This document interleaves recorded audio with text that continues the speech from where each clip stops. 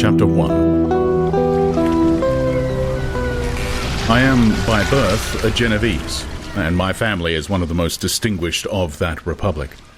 My ancestors have been for many years councillors and syndics, and my father had filled several public situations with honour and reputation. He was respected by all who knew him for his integrity and indefatigable attention to public business. He passed his younger days perpetually occupied by the affairs of his country. A variety of circumstances had prevented his marrying early, nor was it until the decline of his life that he became a husband and the father of a family. As the circumstances of his marriage illustrate his character, I cannot refrain from relating them. One of his most intimate friends was a merchant who, from a flourishing state, fell, through numerous mischances, into poverty. This man, whose name was Beaufort, was of a proud and unbending disposition, and could not bear to live in poverty and oblivion in the same country where he had formerly been distinguished for his rank and magnificence. Having paid his debts, therefore, in the most honourable manner, he retreated with his daughter to the town of Lucerne, where he lived unknown and in wretchedness. My father loved Beaufort with the truest friendship, and was deeply grieved by his retreat in these unfortunate circumstances. He bitterly deplored the false pride which led his friend to a conduct so little worthy of the affection that united them. He lost no time in endeavouring to seek him out, with the hope of persuading him to begin the world again through his credit and assistance. Beaufort had taken effectual measures to conceal himself, and it was 10 months before my father discovered his abode. Overjoyed at this discovery, he hastened to the house, which was situated in a mean street near the Rus.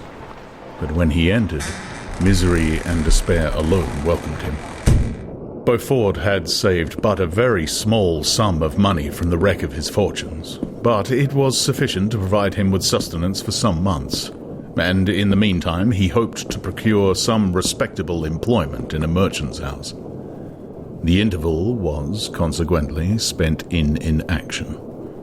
His grief only became more deep and rankling when he had leisure for reflection, and at length it took so fast hold of his mind that at the end of 3 months he lay on a bed of sickness, incapable of any exertion. His daughter attended him with the greatest tenderness, but she saw with despair that their little fund was rapidly decreasing, and that there was no other prospect of support.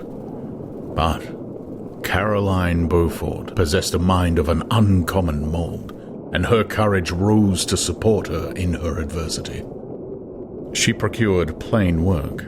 She plaited straw, and by various means contrived to earn a pittance scarcely sufficient to support life. Several months passed in this manner. Her father grew worse. Her time was more entirely occupied in attending him. Her means of subsistence decreased, and in the 10th month, her father died in her arms, leaving her an orphan and a beggar. This last blow overcame her, and she knelt by Beaufort's coffin weeping bitterly when my father entered the chamber. He came like a protecting spirit to the poor girl, who committed herself to his care, and, after the interment of his friend, he conducted her to Geneva, and placed her under the protection of a relation. 2 years after this event, Caroline became his wife. There was a considerable difference between the ages of my parents, but this circumstance seemed to unite them only closer in bonds of devoted affection. There was a sense of justice in my father's upright mind, which rendered it necessary that he should approve highly to love strongly. Perhaps during former years he had suffered from the late discovered unworthiness of one beloved, and so was disposed to set a greater value on tried worth. There was a show of gratitude and worship in his attachment to my mother, differing wholly from the doting fondness of age, for it was inspired by reverence for her virtues, and a desire to be the means of, in some degree, recompensing her for the sorrows she had endured, but which gave inexpressible grace to his behaviour to her. Everything was made to yield to her wishes and her convenience. He strove to shelter her, as a fair exotic is sheltered by the gardener, from every rougher wind, and to surround her with all that could tend to excite pleasurable emotion in her soft and benevolent mind. Her health, and even the tranquility of her hitherto constant spirit, had been shaken by what she had gone through. During the 2 years that had elapsed previous to their marriage, my father had gradually relinquished all his public functions, and immediately after their union they sought the pleasant climate of Italy, and the change of scene and interest attendant on a tour through that land of wonders as a restorative for her weakened frame. From Italy they visited Germany and France. I, their eldest child, was born at Naples, and as an infant accompanied them in their rambles. I remained for several years their only child. Much as they were attached to each other, they seemed to draw inexhaustible stores of affection from a very mine of love to bestow them upon me. My mother's tender caresses and my father's smile of benevolent pleasure while regarding me are my first recollections. I was their plaything, and their idol, and something better, their child. The innocent and helpless creature bestowed on them by heaven, whom to bring up to good, and whose future lot it was in their hands to direct to happiness or misery, according as they fulfilled their duties towards me. With this deep consciousness of what they owed towards the being to which they had given life, added to the active spirit of tenderness that animated both, it may be imagined that while during every hour of my infant life I received a lesson of patience, of charity, and of self-control, I was so guided by a silken cord that all seemed but one train of enjoyment to me. For a long time I was their only care. My mother had much desired to have a daughter, but I continued their single offspring. When I was about 5 years old, while making an excursion beyond the frontiers of Italy, they passed a week on the shores of the Lake of Como. Their benevolent disposition often made them enter the cottages of the poor. This, to my mother, was more than a duty. It was a necessity, a passion, remembering what she had suffered, and how she had been relieved, for her to act in her turn the guardian angel to the afflicted. During one of their walks, a poor cot in the foldings of a veil attracted their notice as being singularly disconsolate, while the number of half-clothed children gathering about it spoke of penury in its worst shape. One day, when my father had gone by himself to Milan, my mother, accompanied by me, visited this abode. She found a peasant and his wife, hard-working, bent down by care and labor, distributing a scanty meal to 5 hungry babes. Among these there was one which attracted my mother far above all the rest. She appeared of a different stock. The 4 others were dark-eyed, hardy little vagrants. This child was thin and very fair. Her hair was the brightest living gold, and despite the poverty of her clothing, seemed to set a crown of distinction on her head.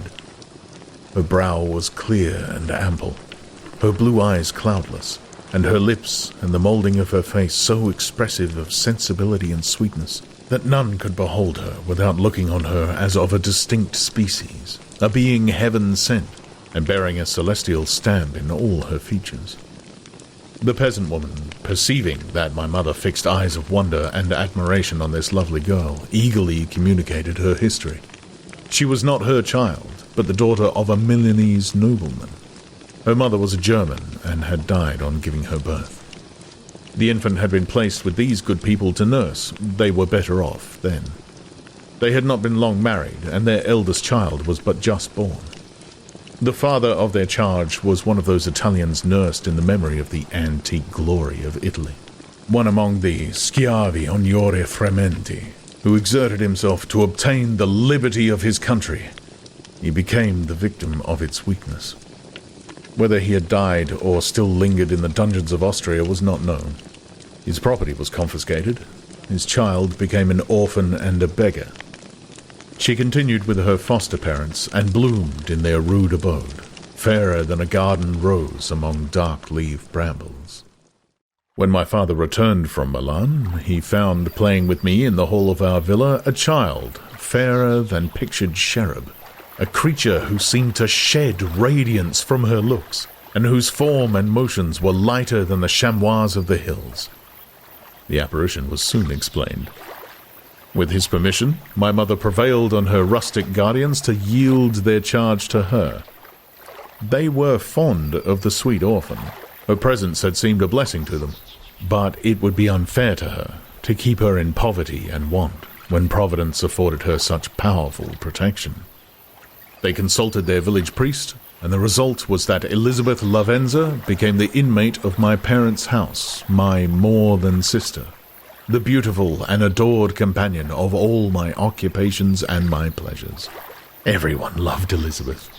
The passionate and almost reverential attachment with which all regarded her became, while I shared it, my pride and my delight. On the evening previous to her being brought to my home, my mother had said playfully, "I have a pretty present for my Victor. Tomorrow he shall have it."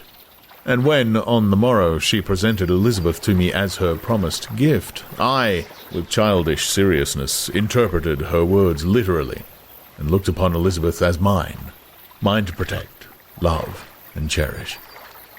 All praises bestowed upon her I received as made to a possession of my own. We called each other familiarly by the name of cousin. No word, no expression could body forth the kind of relation in which she stood to me, my more-than-sister, since, till death, she was to be mine only.